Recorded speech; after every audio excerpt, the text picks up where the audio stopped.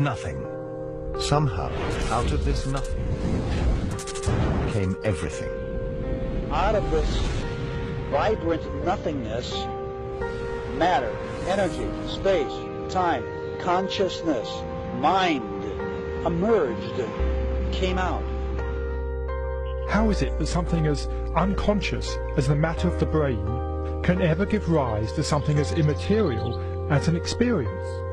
If you want to see fear in a quantum physicist's eyes, just mention the words, the measurement problem. The measurement problem is this: an atom only appears in a particular place if you measure it.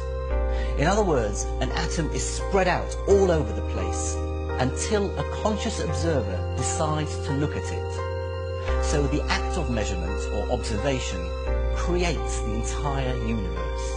Only conscious beings can be observers, then we're intimately hooked into the very existence of reality. Without us, there would just be this expanding superposition of possibilities with nothing definite ever actually happening.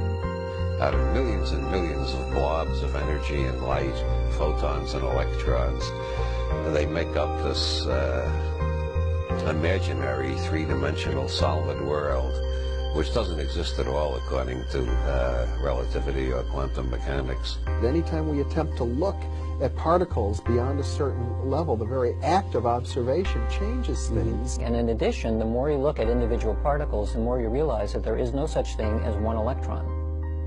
An electron, or any elementary particle, exists only in relationship to other things, like other particles or the universe at large. This means that deeply enough, when you dive down into the nature of matter, everything we know about the everyday world dissolves. There are no objects anymore. There are only relationships. There's no locality anymore. There's no time anymore. The more you look at something in detail, in what we think of as solid matter, the less and less solid it begins to look. The only realities we know are the ones our brain manufactures. Our brain receives millions of signals every minute, and we organize them into holograms, which we project outside ourselves and call reality. Well, if the brain cortex, if it is also a hologram, then it's a three-dimensional hologram. If two-dimensional holograms reconstruct three-dimensional images, then, ergo, it follows that three-dimensional holograms reconstruct four-dimensional images. A hologram is a metaphor. It is how you take n dimensions of information and you bring them down into n-1 dimensions. It's a way of relating the paradoxes that we find in how to make a leap from this concept to that concept. The conceptual pigeonholes we use, words, to describe reality, are phenomena inside our head. They're not out there. And most of the time, this is a philosophical quibble. But when you get down to quantum physics, and this is one of the reasons that Bohm came up with the holographic idea, it starts to have real effects. And one of those is it's been discovered that if you take two subatomic particles like electrons, in certain instances, when you do something to one, it will always affect the other, no matter how far apart they are. Well, how can this be? But what this tells us is that once matter is physically joined, even when it becomes separate, the energy is still there that's connecting it. And this is why it's important to me, because if we go back far enough in time, all the particles of matter of this entire universe that are expanding were all meshed together in a single particle about the size of a green pea. That's what scientists tell us today. It's what the computer models suggest. That if you could go into the universe today and take all the particles of matter and take out all the space in between and bring it together and compress it into a size of a single green pea, it means that you and me and every one of our listeners, we were all once part of that same particle that creates this whole universe today. And even though those particles are now separate and expanding, and the studies show that they are, energetically we're all still linked. So an atom and its electron are multiversal objects. And that multiversal object is what the quantum mechanics is describing. Now, that means that the parallel universe aspect of reality as described by quantum theory must apply to objects of all sizes: humans, stars, galaxies, everything.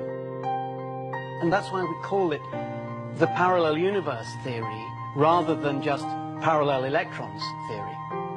Because we ourselves are made of atoms, after all. We are, that's right. And the same theory that says that the atoms exist in more than one place in different universes says that we humans also exist in more than one place and in more than one state of mind and so forth in different universes. And so what that means, talking about words, is that there is no separation between electrons. Furthermore, there's no separation between people. Everything is interconnected, and the biggest secret of all, to me,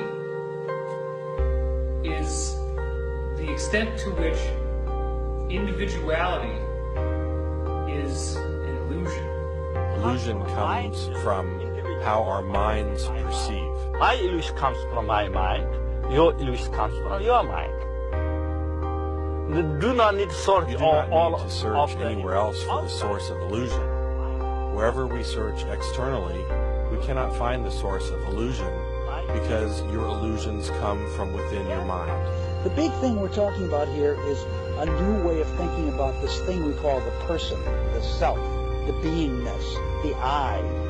And as we begin to modify what we mean by that, we could begin to see and touch upon this infinite realm that I'm speaking about. Infinities are part of the boundary of your existence. That is, viewed from this perspective, everything can be divided to infinity. If you've ever wondered why nuclear power is 1,000,000 times more powerful than chemical energy, it's because chemical energy results from the manipulation of atoms in a molecule. Nuclear energy results from the manipulation of nucleons in a nucleus. The super-unified scale, 1,000 million times smaller, is virtually infinite in its dynamism. If you're seeking the infinite, what instruments do you have to seek the infinite? Only sense organs, isn't it?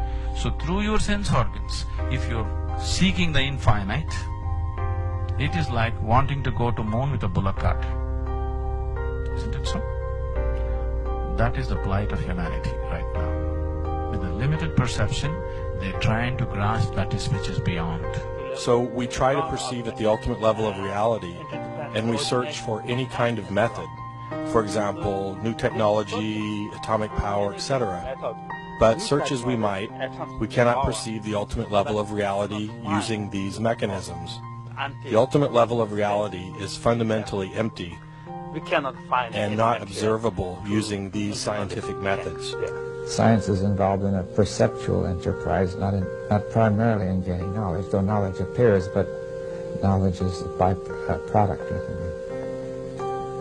And by understanding the thing, you can coherently, then our contact with it, as long as it is coherent, it shows that our understanding is correct. You see, we must distinguish between correct appearances and incorrect appearances or illusory. Your appearance now is what we call residual self-image. It is the mental projection of your digital self. This isn't real. What is real? How do you define real? If you're talking about what you can feel, what you can smell, what you can taste and see, then real is simply electrical signals interpreted by your brain. Our brains take information in and sometimes give it form. It's not that the picture is out there, it's that we're getting data that we're turning into a picture according to our own belief systems and our own unconscious belief systems as well.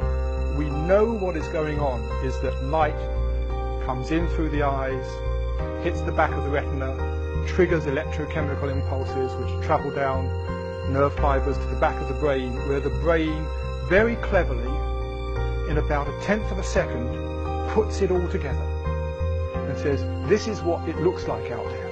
Well, you're creating your own reality tunnel. That doesn't mean you're creating reality. Out of reality, whatever that is, out of the infinite flux of energy, you're creating your own reality tunnel, and most people aren't aware of it. Most people aren't aware of it. All matter is merely energy condensed to a slow vibration. That we are all one consciousness experiencing itself subjectively. There is no such thing as death. Life is only a dream. And we we are the imagination of ourselves.